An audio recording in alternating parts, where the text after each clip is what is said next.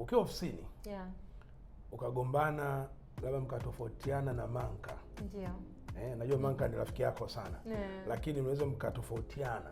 Mkitofautiana, baadaye Manka akaposti labda pengine kitu fulani. Je, una ujasiri wa kwenda kulike alichokiposti hata kama mlitofautiana kwenye physical space? Hapana. Automatically. Na unafanyaje? Kwa mfano ukiona post yake, wewe unafanyaje? Na mkiwa mmetofautiana na Manka.